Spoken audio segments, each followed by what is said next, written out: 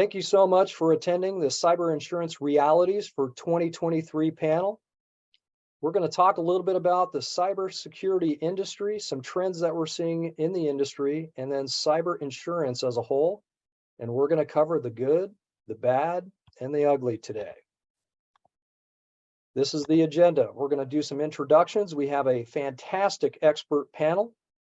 We're going to talk about some of the cybersecurity and compliance trends that we're seeing in the marketplace.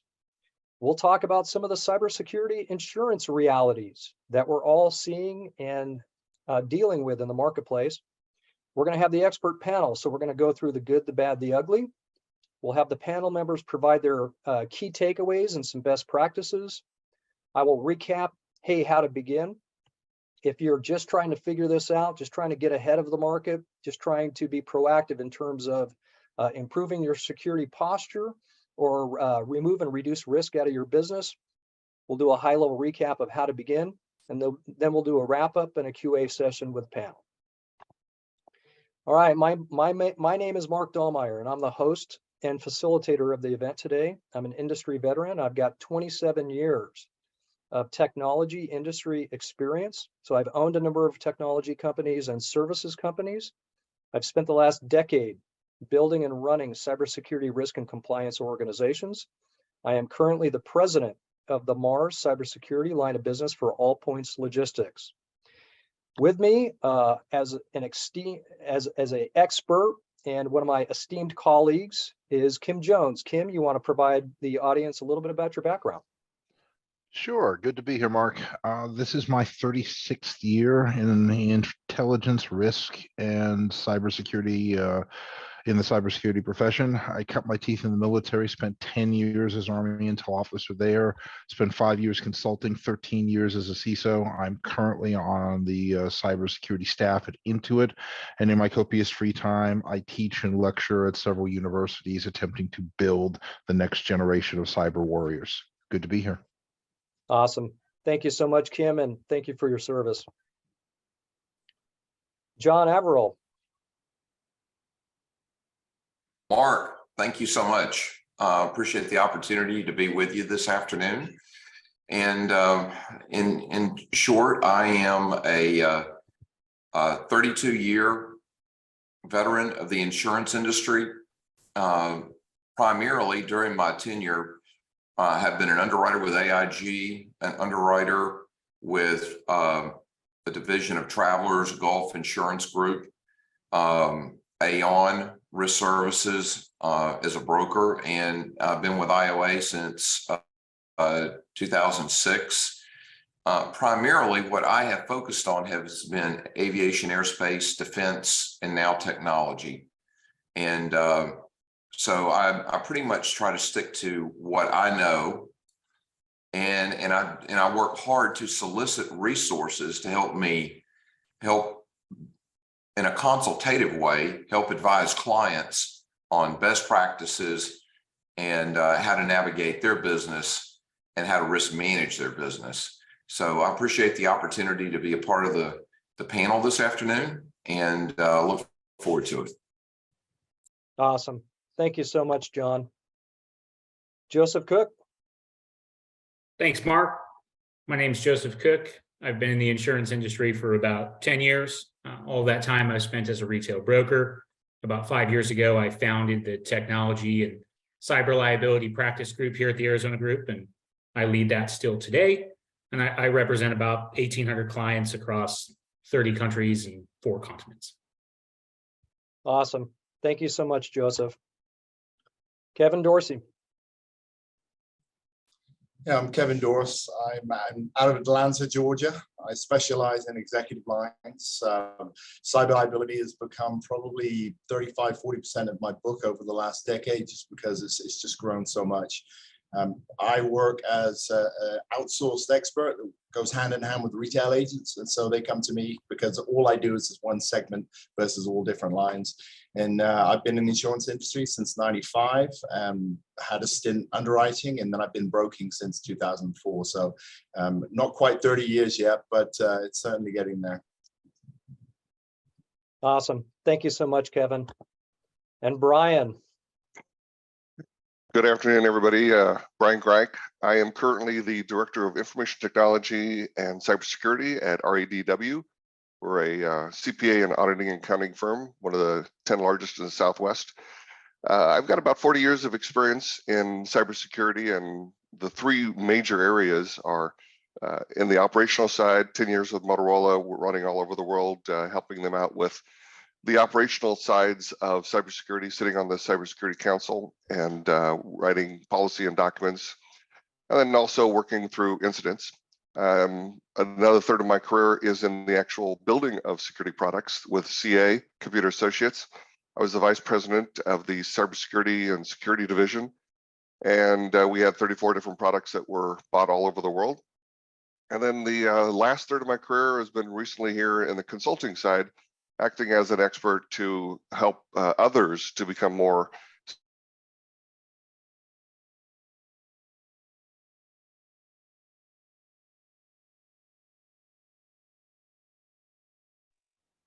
Hey, Brian, did we lose you?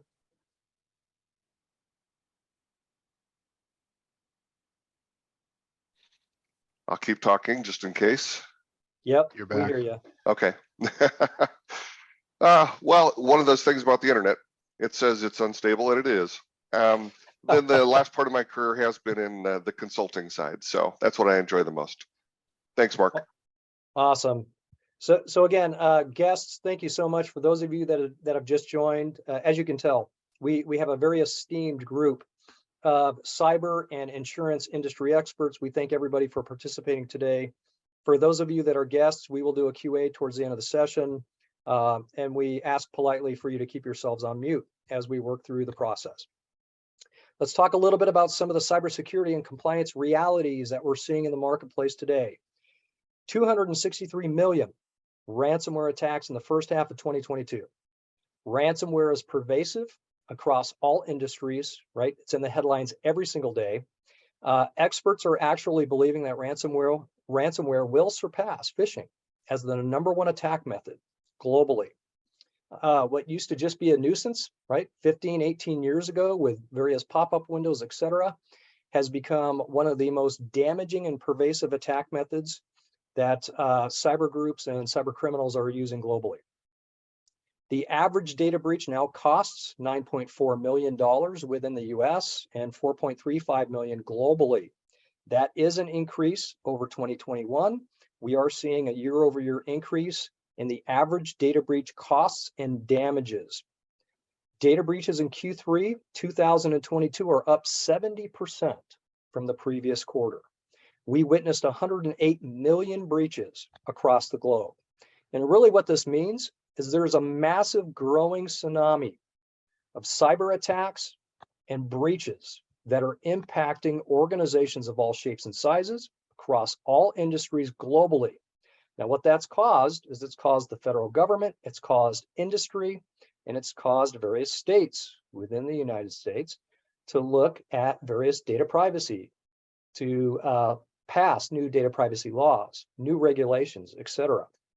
We have a situation where some of these laws are like the cybersecurity maturity model certification that's being enforced and rolled out by the DoD across the defense industry, laws and updates to old laws and regulations like the FTC safeguards are now being extended to organizations within the automobile dealer industry, mortgage brokers, payday loans, other entities that originate loans for consumers.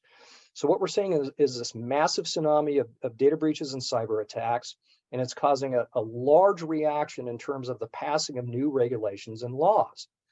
Therefore, organizations operating in these industries are now scrambling to look for cybersecurity insurance. So the demand for cybersecurity insurance over the last handful of years has been increasing significantly. But here's some of the other realities that we're dealing with. Just in healthcare, right, which is a heavily regulated industry, 328% increase in ransomware attacks within healthcare just in Q2 alone. The average healthcare data breach cost is now $10 million, and that's $1 million increase over 2021. If you take a look at healthcare, if you take a look at education, if you take a look at a manufacturing, these three segments have been decimated by ransomware and other similar social engineering based attacks. And it's not just the individual organizations or care facilities, education facilities, or manufacturers. It's actually their supply chain. So over 62% of cyber breaches are caused by third-party supplier or vendor vulnerabilities. See, cyber criminals and hackers in nation states, enemies of the US, are smart. They have almost unlimited resources. They throw billions of dollars of research money and resource money at attacks globally. And they are not just attacking a specific target, but they're attacking that target's supply chain as well. What the growing amount of laws and regulations mean for small to medium-sized business is these regulatory compliance laws are now creating revenue at risk for organizations. I mentioned CMMC earlier within the defense industry, right? If those defense industry contractors, prime contractors and subcontractors to the Department of Defense do not go through the cybersecurity maturity model certification, they will be unable to bid on government contracts. Their revenues are at risk. I mentioned FTC safeguards ruling. That's being now imposed on auto dealers, mortgage brokers, payday loan, and 11 other different types of businesses that originate loans. If those organizations do not deploy the 15 new cybersecurity control sets listed within the GLBA, which was the standard that was passed over a decade ago for financial institutions by the FTC, those organizations run the risk of being fined, and they run the risk of losing their ability to originate loans. So that is $1.8 trillion at risk within that industry. And in the defense industry, there's about $680 billion at risk. So the cybersecurity and the compliance realities that we're seeing today is this growing tsunami of cyber attacks and data breaches, and this mounting regulatory compliance and legal pressure being passed down to organizations. Here's some of the realities that we're seeing in cybersecurity insurance. Cyber security insurance market globally was estimated at $9.2 billion in 2021. Experts are projecting by 2023, it'll be north of $30 billion. Cyber policy premiums are expected to increase 15 to 50% or more. I'll just share with you that the clients that I speak to on a daily and a weekly basis, they're seeing anywhere between 50%, 100% or more in terms of their cyber policies, cost increases. The number of cyber policies in force grew 21% in 2020. First-time buyers of cybersecurity insurance between 2016 and 2021 grew from 26% of the transactions to 50% of the transactions. So as you can see, this massive growth in demand and interest around cybersecurity insurance. Now, what's caused this? Well, a couple of years ago, there were loose and very unstructured and immature ways of underwriting for cybersecurity insurance and risk associated with cyber attacks. And so that's changed over the years with this growth of cyber attacks and the growth of data breaches globally. Insurers are actually now looking for real-time visibility into their clients' cyber risks and real-time visibility within their portfolio so they can respond accordingly. Now, here are the realities that are playing out. Some insurers are just pulling out of the market. While demand is spiking, the number of insurers that are pulling out of the market is increasing. Some of these insurers are demanding specific technology deployments like encryption of data, multi-factor authentication, business continuity, disaster recovery, or the deployment of an immutable backup strategy, or other types of controls in place prior to even attempting to underwrite an organization. Insurers are actually bundling cybersecurity technologies and services into some of their policies and into some of their portfolios. So we've witnessed that. And then we're seeing a lot of policy and coverage structure variation. So some of these policy structures and some of the terms and conditions around these structures can vary greatly by providers, as there is no one standard across the entire industry. Now that sets the conversation up with the panel. So let's dive into the first question. Panel members, what are some of the good changes that are positively impacting customers in terms of the approach? So how is the industry changing their approach to underwriting and their thought process around cyber and risk, and providing insurance coverage that will positively impact customers? I know we talk a lot about gloom and doom, right, as we talk about the realities of the market and the business, but who is seeing some good positive change come out of this? Who wants to speak first? Oh, I'll start with one. Okay. One of the good things that's coming is that people are realizing that a lot of the policies that were out there weren't worth the paper they were written on. And so what's good is now is we're getting some good insurance brokers out there that are actually then starting to deliver policies that can actually help to protect the companies that they're being made to use. So I think that's one of the good things. Is it was kind of like the wild, wild west out there for a while, and now the sheriff's in town and things are going to work out much better. Yeah, I would add to that that it's really more of a collaborative approach now. So the carriers and the clients are working together. The carriers are willing to get on the phone with their IT groups and actually work through the issues to help them get to the point to get the good insurance. And so not only do they scan the client to all their outward facing technology and let them know if there are any weaknesses, they also take the application questions and say, if you can do A, B, and C, we can insure you, or we'll insure you, but we're going to reduce coverage in ransomware until you get that done. But then midterm, we'll add the coverage back, which I think in times past, carriers, well, you get what you get until next renewal. And I think the ability to move and flex with the client to help them get to where they should be is a real big plus in the market today. Yeah, Mark, I agree with that, Kevin's perspective, and I just want to focus a little bit on the pure risk management side of the underwriters are forcing the issue of potential policyholders having to put some really solid, good risk management practices in place to deal with the cyber liability realities of what we're dealing with today. So, I mean, it's really kind of a hand in glove approach. I mean, and the reason being is that the insurers can't take on all the liability. They've got to, the policyholders must put these risk management protocols in place, and it's becoming far more than just MFA or endpoint monitoring. And so there's when policyholders and retail agents and wholesale agents form a collaborative working relationship with an engaged underwriter, there can be a lot of good that comes out of that.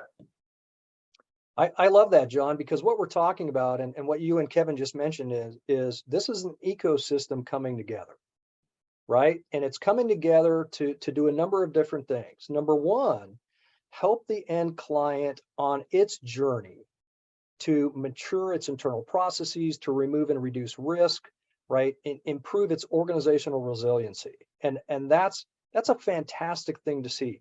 Yes, right, they're being self-serving, right? Nobody wants to be at risk. Nobody wants their brand damaged. And at the end of the day, these organizations are for-profit companies, right? They provide a very critical service in the time and need, but they do attempt and they do expect to make a profit off of that service. So I think that's spot on. Joseph, Kim, do you guys have any commentary or any perspective in terms of what you're seeing around the good that's impacting these organizations as we go through some of these changes? No, just to double down that the level of collaboration that I'm seeing out there and the creation, I think you used the term, Mark, ecosystem, in the environment, is much better than it was, even 5 years ago, which hopefully will lead to some positive results. When you move on, I've got some concerns about that, but nothing to add right now. Awesome. Thank you, Kim. Yeah, Joseph? I think, even as recently as 3 to 5 years ago, so many accounts were artificially priced regardless of their cyber hygiene or posture. And this collaborative approach with the more comprehensive applications that may be a little bit tedious is good in that those that are actually investing in their cyber posture are being, the recipients of the better terms and conditions. And those that are not investing are getting some collaboration on how to invest or facing the consequence of that, inflated premium for the inflated risk. Right. No, I think that's spot on. Let me connect the dots as well. Between the data privacy, information protection, and cybersecurity industry and the insurance industry, it's actually a fantastic thing to see that collaboration occurring, right? Because what we collectively have struggled with for years is capturing the mind share of senior executives, of owners and board members. And what's happened is now that we have insurance related and risk related partners, elevating this topic to the board and to business owners and CEOs, now those executives and those boards are really beginning to take a hard look at this instead of just quote unquote checking the box. I'm just going to do this to check the box because, I want to be compliant, right? Or I want to get my vendor off my back and I'm just going to go do business as usual. Well, now you're being held accountable for deploying controls, for deploying technologies, for improving your overarching cybersecurity posture and your program, and you're being held accountable to remove risk out of your business. That, in my opinion, is a win-win for all, right?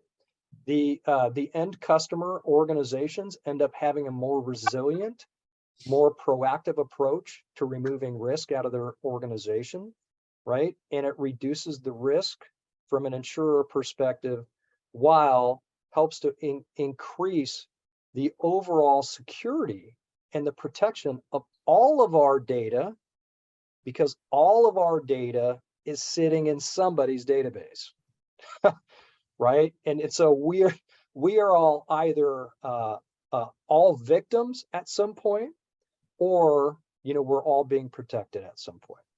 So I'm going to pivot the conversation. We'll talk a little bit about the bad changes. So what are some of the bad changes that are negatively impacting customers? And we can focus on coverage, or we can focus on another topic, but how are the coverage options and exclusion languages changing, and why is this bad for customers?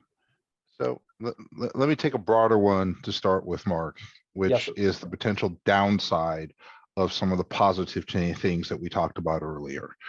I still think that as a profession, this collaborative is still looking for the silver bullet out there, something that is going to allow them to make stuff go away, make the risk go away. And I love your analogy about the sheriff in town. The fact that the sheriff's in town doesn't mean that killing stopped. It means that we see some level of decrease there. I guess the thing that concerns me regarding the collaboration is someone who actually was sitting in the chair in the bad old days, and it's more of a query out to the rest of the panel.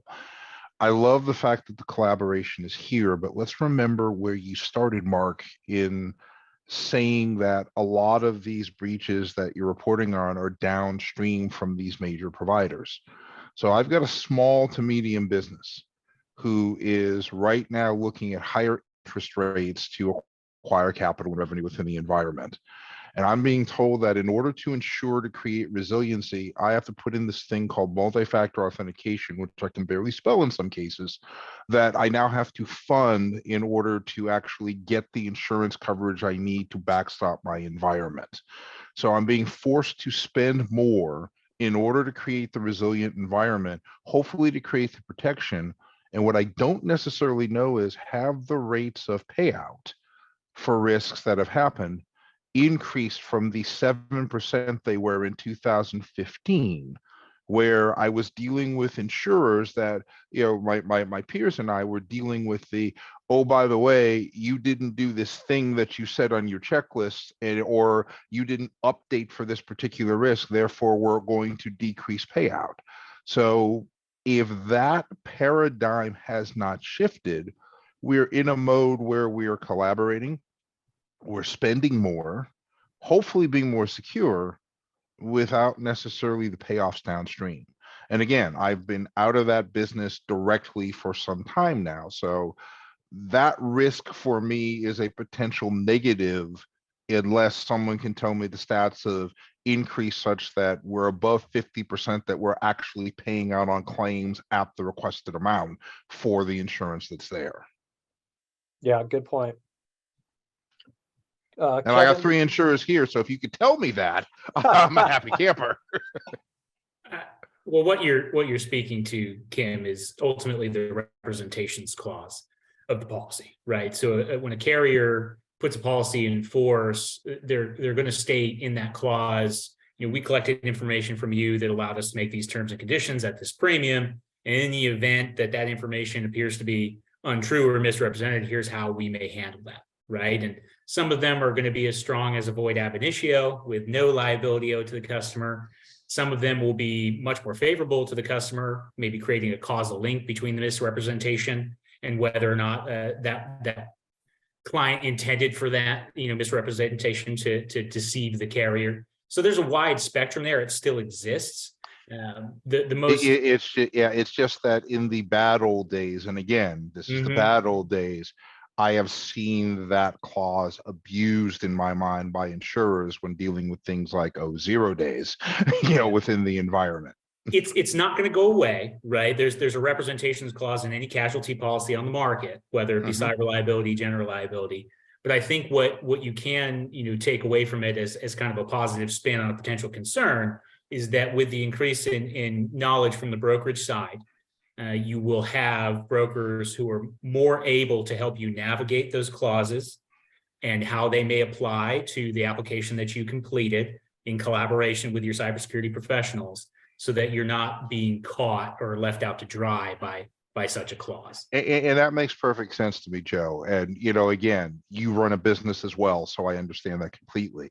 But if I'm translating that on the panel, that translates to, we have not yet seen the potential positive impact of the sheriff being in town yet within the environment. We could argue maybe we're seeing it with reduced levels of risk, but we're still seeing a lot of breaches go up based upon the stats that Mark has put out there and the cost of them going up.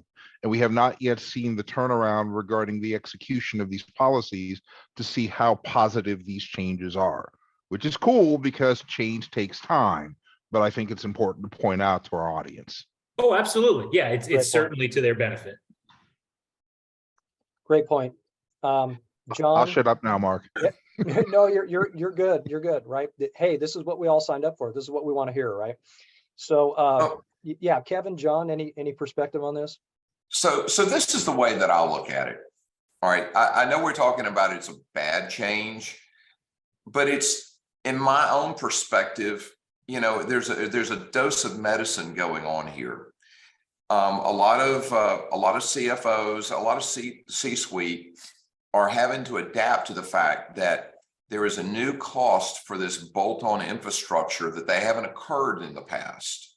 Okay, and so they're having to stomach that because this is a cost to their business. It's eating into their bottom line that they haven't had to deal with.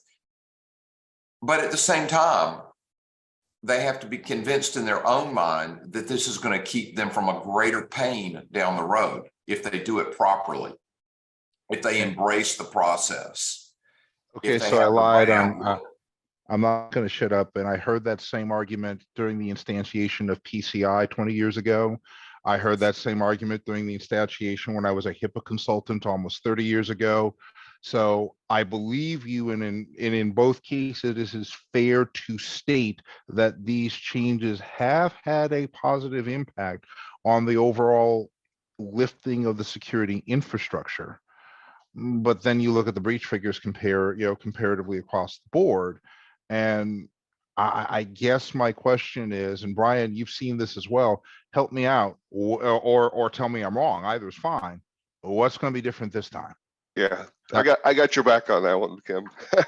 Yeah, Yeah, that's go on, man. there's a Chinese proverb that says there is no good or bad, and the reason being is because like the story goes, a boy breaks his leg. Well, that's bad. No, it's good because he broke his leg, he can't be enlisted into the military. Well, that's good. No, it's bad. That's the whole Chinese proverb about good versus bad. Well, with this one, it's the exact same thing, which is we think that it's good because it will force companies to improve their security in order to get the coverage. But is it really? And like you said, we both lived through these so many times. It's like deja vu again. What's going to be different this time? I'm hoping it's going to be different this time. They say learn by history and you don't repeat your steps. Unfortunately, we're repeating our steps again. I continue to see this, and this means, why is the insurance coverages going one direction and breaches going the other direction? So it's. Did we lose him again? May have. Yeah, there he is. He's back. He's back. Yeah, it's one of why is it then that we're seeing the breaches going up rather than down? That's the concern that I have. Yeah, I think it's less about stopping breaches. Breaches are going to happen. It's about mitigating the back end. So if you have much better backups, your potential costs on the other side, you may be able to avoid the ransom payment. It's trying to reduce the potential costs. However, on the bad, I see the price of insurance going up. I see deductibles going up. I see the requirement for limits going up. And so at the end of the day, this is going to cost companies a lot of money, and they're going to get hit in every single place. So I agree with Kim and his more negative view on this, is that, yeah, at the end of the day, the companies are going to take it hard, and I don't see a change in that. On a positive side, we have new carriers coming in. The coverages are actually quite broad as long as you have the core cybersecurity in place. So it's not all doom and gloom, but yeah, there's going to be hacks, and if anything, it's going to get worse. But I just think that at least the carriers are lifting up the bar on the cybersecurity that's out there, so people actually have backups that's not connected in the system, all those sort of things. So I see a lot of positive, but I also concur with Kim on the doom and gloom, that I don't think the losses are going to change too much, but hopefully it'll be. I think that the smaller clients who are sleeping at the wheel will probably gain the most. Larger clients who already have pretty robust security in place, I think they're probably going to turn out the worst on this. Yeah, spot on. And I think Carlos, summarized it in a statement in the chat, right? The undeniable driver is the massive increase in criminal behavior, right? And that increase in criminal behavior is not slowing down, right? It's continuing. And actually what we're seeing just in terms of ransomware as a service and ransomware gangs across the dark web, they're now collaborating, right? So you now see kind of this group attack method, kind of like a crowd attack scenario playing out. We saw that in Ukraine. We saw a lot of ransomware and a lot of cyber criminal groups actually coming together to attack Ukraine. And that was one of the big lessons and one of the big things that we've seen in terms of how the dark web and how some of these criminal activities are actually changing and evolving. It truly is now becoming us versus them. They're mobilizing, they're planning, they are collaborating, and they have automated back-end systems, and there's nothing slowing that down. So, yep, Kevin, I think you're spot on. Yeah, it's like the blood in the water with the sharks. Yep. As soon as there's money, as soon as the bad guys see there's money in the water, then they're going to all come after that money. And that's why we're seeing repeated attacks on some people then too, or countries. They sense that they're vulnerable. Let's get them. Right. And to your point, Brian, it doesn't matter if you're a small mom and pop shop, right? Or if you're Hewlett Packard, it doesn't matter, right?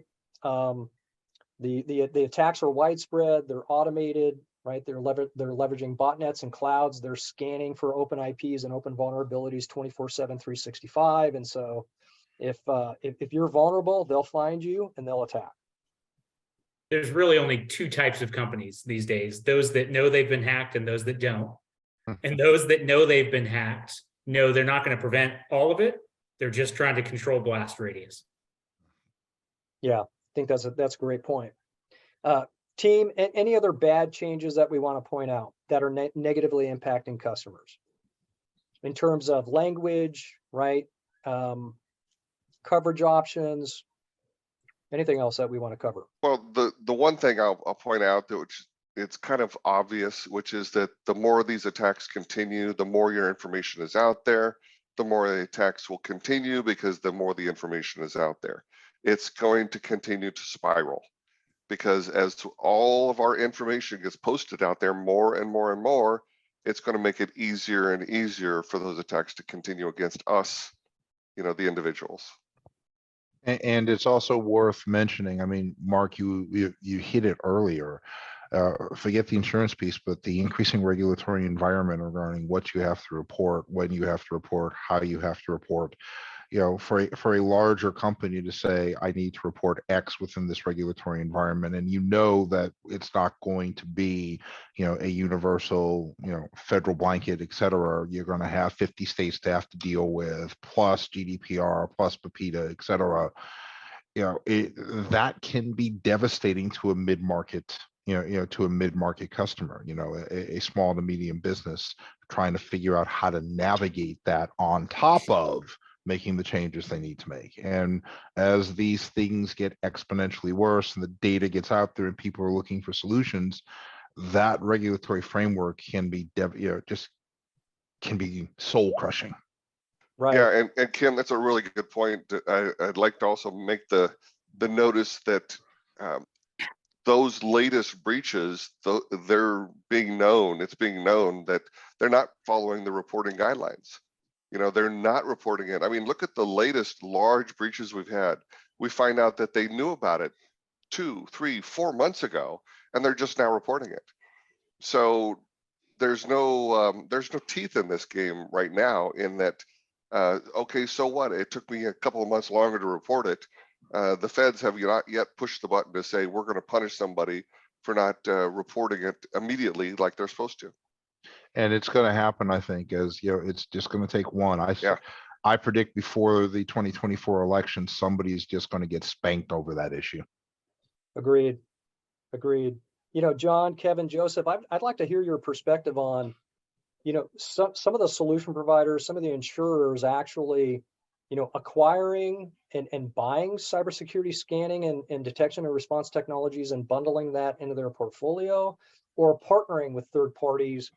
Like, is that a good thing? Is it a bad thing? What are the pros and cons around that trend that we're seeing in the marketplace today? I would say that's yet to be seen, whether it's a good or a bad thing. You have a couple of products like a Node or an Alpha Secure that are going to have some EDR that's going to be bundled in there. They're going to have a cloud backup that's going to be bundled in there. They'll have a SOC center that's going to monitor for you, all those things. My concern surrounding that is if they're compelling you to take certain cybersecurity provisions, and those are the provisions that fail, what grounds do they really have to deny coverage? Yeah, go. Right. So big concern there. We'll see how that plays out. Then you have a lot of carriers that are using third-party services like a Paladin or something similar. And from a value add perspective, I think it's kind of neat as long as it does add value. But what you see as this continues to grow is some of the people involved in the process may not have a complete understanding of what it is that the tool is running or seeing. And so you can quickly muddy the waters with a real IT professional or cybersecurity professional when you have a junior underwriter reading a report that they don't fully understand. Yep, exactly. Yeah, Kevin, John, any perspective on this? I think overall, having the insurers partnering with these IT companies that are scanning the outward-facing technology, that are looking at the areas where they need improvements, I think is a good thing. The issue is that, like I said, is it really going to achieve the results? Is it going to stop the hacks? Probably not, but it's probably going to reduce the blast radius. I forget who said that. I like that. It's going to reduce that blast radius, which is a plus.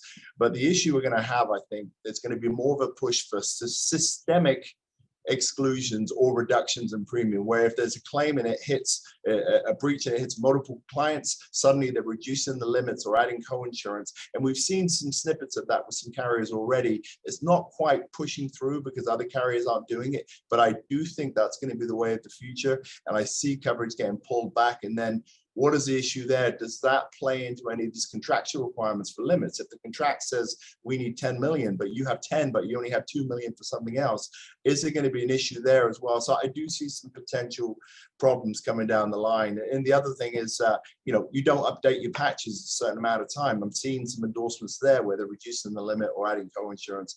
That's where you're going to have to account for it. And you're going to have to be very, if you have one customer one insurer that's pricing something at 50 grand and the other one's pricing at 100, is there a reason for that? And there could be some serious coverage differences that perhaps are worth that extra 50,000, maybe not, but it's all relative to the size of organization. But I think being focused on the coverage and potential takeaways is going to have to be key going forward. Not that it wasn't before, but you know what I'm saying. Well said. Hey, Mark. John? Yeah, John. Yeah, I think it's a mixed bag. Okay. I mean, I can see where some of these technology services coming alongside an underwriter could have a positive impact on a policyholder, provided, the policyholder embraces this, they go all in, they clean things up, and at the same time, the underwriting company is willing to acknowledge that with an appropriate premium. Okay. The problem that I see is that a lot of the underwriters are struggling, and I mean really struggling, to figure out how the law of large numbers works, which is a primary, that's the basis for insurance in total. They're struggling to figure out how the law of large numbers works when it comes to cyber liability. So they don't know, I think they're really struggling in my own eyes to figure out how to price these risks. So they've taken the model of, well, we got to get more money. So, from a policyholder perspective, and I take this from a guy that was an underwriter for AIG for a number of years. So I'm not always a big proponent of insurance because I feel like you can never win when you're dealing with an insurance company. Trading dollars with an insurance company is a hard thing to do. All right. I think the first line of defense is a really, really good risk management program to deal with the things that that you can deal with. All right. Now, I'm not saying that that's always going to be the case when it comes to cyber liability, but I think that the more that you can screw things down on your own, the better off you're going to be. And you can demonstrate that.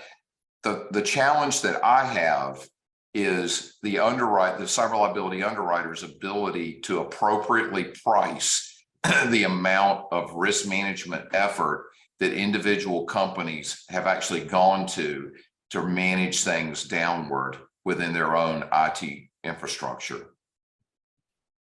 Yep, well said. And I think that leads right into the last question, which is, what are the ugly realities of these changes that could be significantly detrimental to customers, right? So how should organizations navigate the changes that they're seeing within the industry while they attempt to protect themselves and reduce their risk and liability? I'll take a poke at that. And I think, frankly, we've discussed some of those here. One, we're in flight right now. We're building the aircraft while it's in flight. We don't know how these things are going to play out. you combine yourself with an external scanning company, despite the fact that I've got a 57-person organization that's doing that within my environment right now. So is my policy not going to accept coverage because I declined using the insurance company because I have bluntly better, smarter, faster people dedicated to this daily? Is that going to affect my impact? The short answer right now of these things is we have no idea. So the ugly that we're dealing with is the unknown of the regulatory environment and how these things are going to play. And I truly love what John said within the environment in terms of how you deal with this.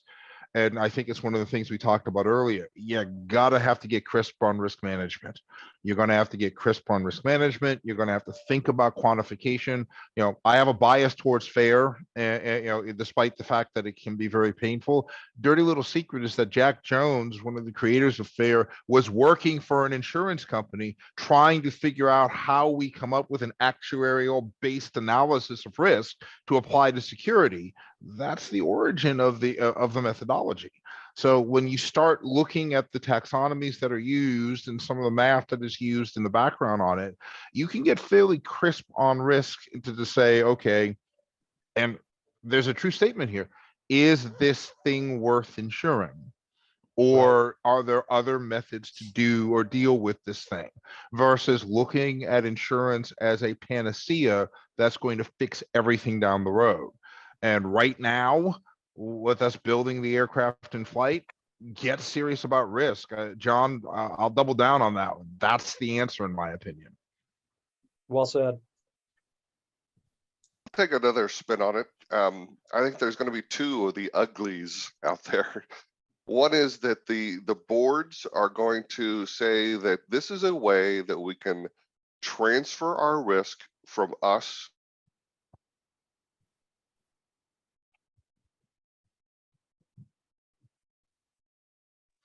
He's coming back. Yep. Keep talking, Brian. They're going to think that they can transfer the risk to the insurance brokers. And in fact, they can't. We all know that it doesn't work that way. Sooner or later, the insurance companies will catch up with them and they will say, no, you're not going to be able to do that because we won't cover you because you don't have good infrastructure. The second area I think that we're going to see is that it's going to trickle down to the consumer. When companies have to pay higher insurance premiums, we as the consumers are going to pay more for whatever product and services that they provide. So those are going to be two uglies that I think we're going to see coming forward. Well said. I think the biggest ugly that I hope is not going to occur, but I think it already is the focus on the application. We mentioned it earlier, how representations are so important because carriers can try and wriggle out or reduce their exposure based upon representations made. So let's think of an example. How many private non-public records are you holding? Well, what exactly do you mean by that? Because obviously it's defined differently with different states. So you're looking at, European standards. I mean, what's the standard? But secondly is, most carriers and most underwriters will say, what we're asking you is if there was a breach, how many people would you have to notify? That's actually what the question is. It's not how many records you have. If you have 10 records for one person, you don't need 10, it's one. And so defining that, that's just one example of many. What I worry about is we're going to have a claim down the road and the carrier is going to say, oh, well, you said this and this is the reality. And they're going to try and deny coverage. That I think is one of the uglies that may come up, especially if their loss ratios go through the roof and they're bleeding money left, right, and center. Because if their combined ratio is 80, 90, even 100%, they're going to be more open to gray. But if they're running at 120, 130, they're going to start squeezing hard, and that's the ugly reality that potentially could come down the road as I see it. Kevin, I love that, and not because I think it's entertaining, but I think it's so spot on. Look, we've already had court cases where an organization that had cyber liability coverage, the insurer actually fought them in court, saying that their attack was an act of war, which was not covered, right? And so, like, the devil's going to be in the detail. one of the things that I've seen, after being in technology for 27 years and being in this industry and speaking to, I don't know, 14,000, 15,000 different organizations over the last decade, is a lot of organizations invest in cybersecurity related technologies or infrastructure related technologies, right? They deploy MFA, encryption, immutable backup, zero trust architectures, et cetera. They create this layered approach, which by the way, they should. And I think one of the guests pointed that out in the chat. There's no doubt they should. Because a lazy cyber criminal or hacker, if they're not going to invest the time, right, to try to break through all those various layers of security. At the same time, a lot of organizations have invested in technology, and what they end up with is technical debt. Meaning, all they did was buy technology and poorly deploy it, and then poorly manage it. And so they take a look back, and we speak to clients about this every month, every week. Hey, I bought this technology. It's not working the way that I thought it was. We don't have time to manage it, and we're not maintaining it, and we don't see the value in it. So why did we deploy it in the first place? And so cybersecurity, deploying cybersecurity related and risk related technologies are no different than rolling out a new financial system or a new ERP or a new CRM system. Meaning, the failure rates of adoption are the same regardless of the technologies that you're implementing. Why are we thinking any differently about how we address organizational change management and how we're addressing end customer or end employee user adoption around cyber technologies, cyber protocols, cyber controls? Why do we think that that's any different than rolling out a new supply chain, rolling out a new financial system, rolling out a new ERP? It's not different. So the ugly realities in my mind that I think we could see play out is, and this is going to directly impact the insurers, right, and their rates and their structures, and directly impact the customers, is if these customers do not fully capitalize and fully deploy and fully commit, to John's point, to cleaning up the house, to running, managing, and maintaining these technologies and improving, and if they're not committed to going on that journey of continuous improvement, they absolutely will be breached. They absolutely will have data loss, and they absolutely will need to report, and they will be at risk. And so, what I see the key ugly is the thought process that just by deploying technology or controls is any different, right, than what we've seen in terms of project-based success over the last 27 years in technology. So that's one of the key uglies. Sorry to interject there, but any other comments and any other thoughts? Well, there was a question that just popped up about where's the coverage going to be if they're excluding nation state sponsored attacks. Well, I will tell you that pretty much every carrier that I know of has a carve back to the war exclusion in this current time for state sponsored terrorism, cyber terrorism. So, take a breath, double check your policy if you have it, and make sure that that's the case. But I don't really know of too many policies, if any, out there that don't provide that. Now, whether that changes going forward is a whole nother conversation. But as it stands right now, at least the policies that I'm aware of, and that's quite a few, they have a carve back to cyber terrorism and the war exclusion. So just to answer that question that popped up. Yeah, and I'll take it from the other angle. The sticking point isn't whether or not it's a nation state attack. The sticking point is whether or not that attack from a nation state entity does constitute an act of war. So now we're getting into the definitions of cyber warfare versus cyber terrorism, et cetera. I don't think it's reasonable to expect the insurance industry to have to insure acts of war, but it is going to force us, as we see more nation states actually pick up the mantle from a cyber standpoint, to get crisper on what cyber warfare and what an act of war is. And that's a geopolitical discussion that's well beyond the scope of this panel. Hey, to my other insurance colleagues on this, any comments about how TRIA may interplay with this at some point in the future?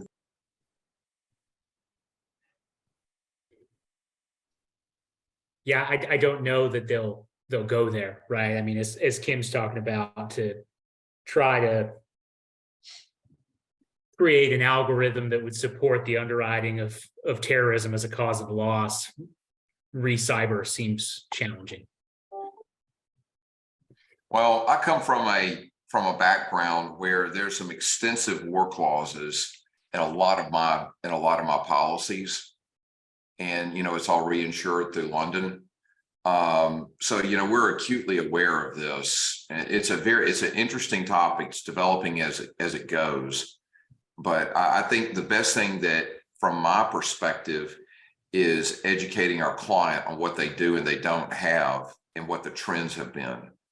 And then every cyber breach is always different. Team, I think what I'd like to do, and again, audience, thank you very much. You guys have posted some phenomenal comments. Thanks for the collaboration. But I think what I'd like to do is, and we've been talking about some of this as we got through the conversation, but Kim, John, Joseph, what are some of the key takeaways that organizations need to be prepared for as we navigate these waters and enter 2023? Very, very quickly at the start point, cyber insurance is not a resiliency plan. Cyber insurance is part and should be part of a mature, robust resiliency plan. But if the answer is, well, we've just got insurance and we'll rebuild, that's not sufficient. We already talked about getting serious about risk, defining risk management and what your critical systems actually are. And then understand what's in your policies, understand the requirements and the things you need to maintain, understand the attestations you made when you got the policy, and maintain those things. Do not be caught unaware. Well said. John, we've got some thoughts here, but just in terms of starting with, identifying crown jewels, right? Understanding what you want to defend, what you want to protect. But, any other thoughts that you'd like to share?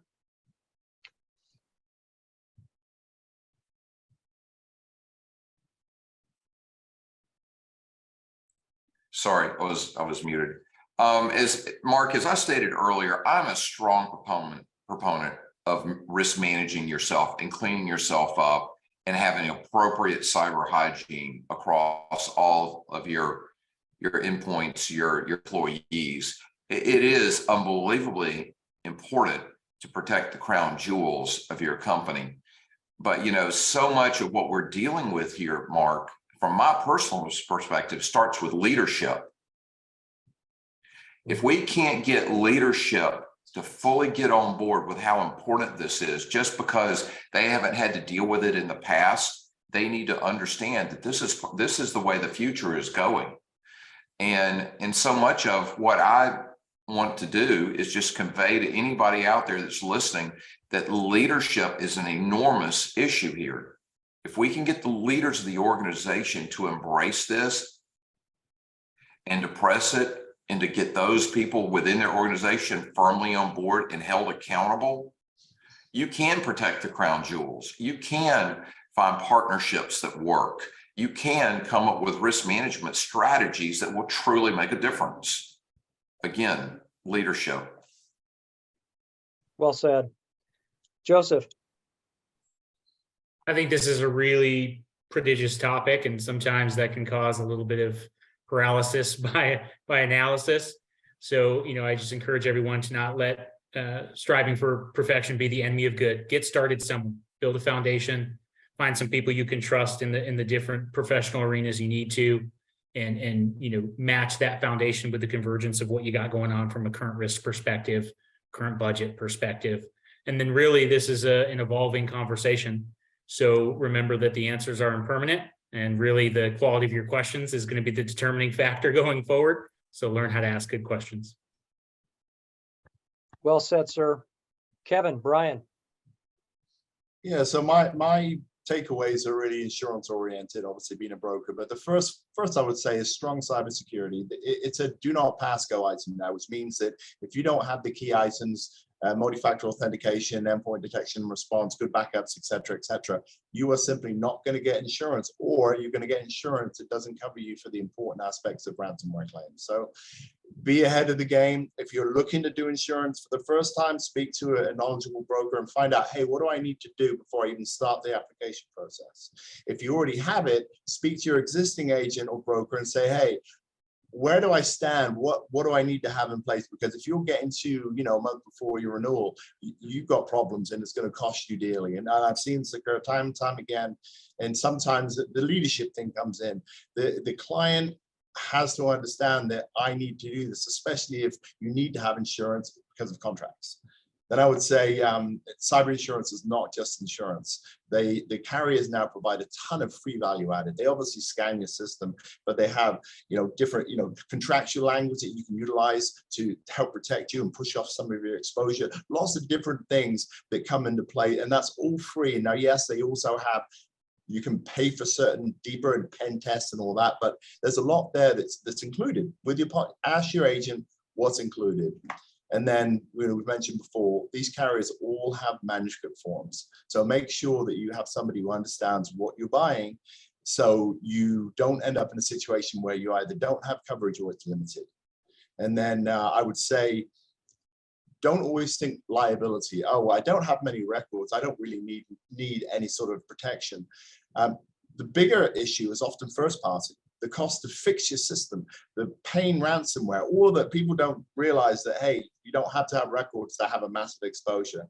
And then last but not least, you can't outsource your privacy obligations. So if you put stuff in the cloud, maybe the cloud provider will be able to provide coverage, but if it came via your system, then you're probably going to be on it regardless. So just understand that I've got it in the cloud is not risk management, but that's just my 10 cents anyway. Well said. Brian? Well, of the policies that I review, and because we do a free policy review whenever we have a client, whenever we bring on a client, the first thing we do is talk to them about their cyber insurance policy. And the reason we started doing that was because as we started reviewing them, like I said, 90% of the ones I review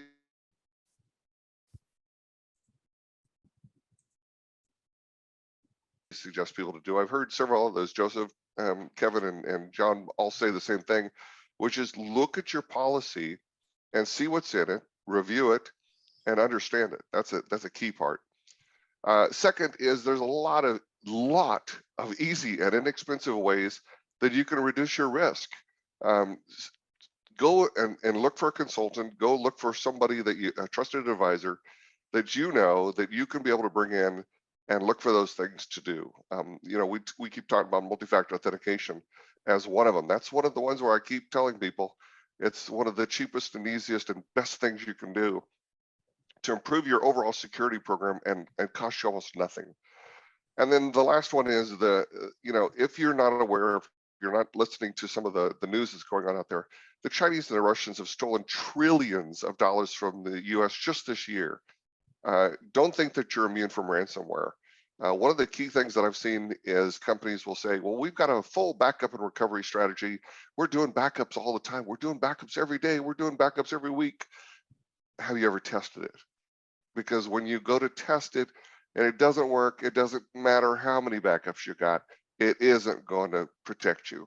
So there was just recently an entire school district that had to pay the ransom, hundreds of thousands of dollars, because their backup didn't work. So that's one of the key things I'll give you here is have a plan A and a plan B.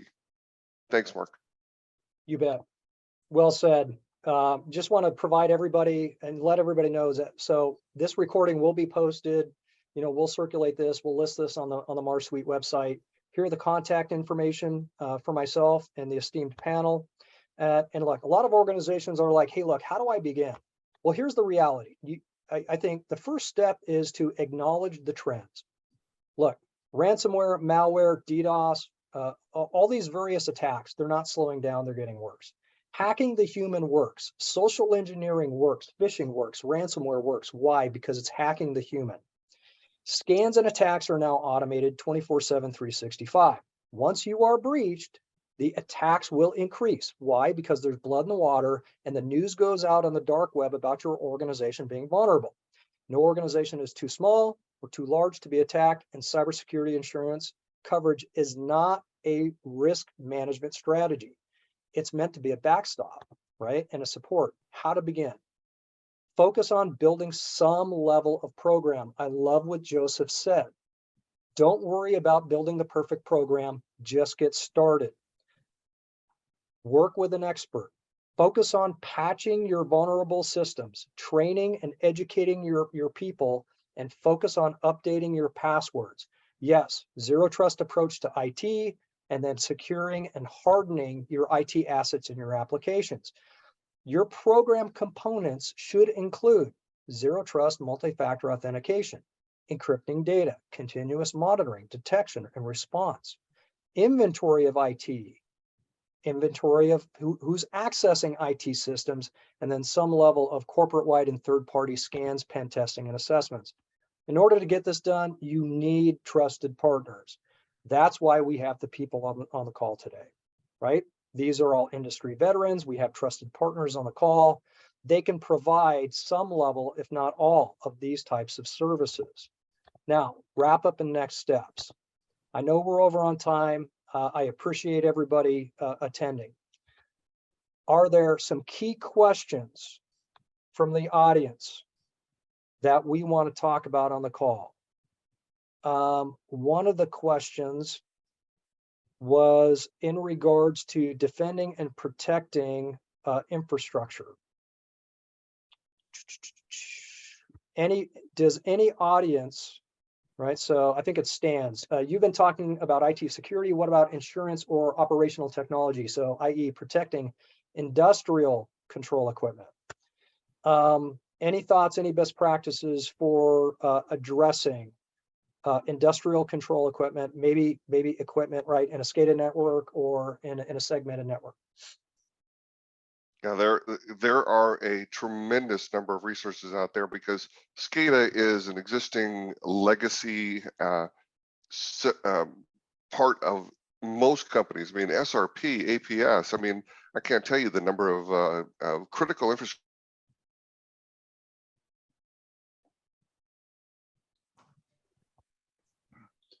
Fading in to back up what what Brian was saying, and just plus one on that. SCADA systems, I'm not going to say are old hat, but they've been around for a while.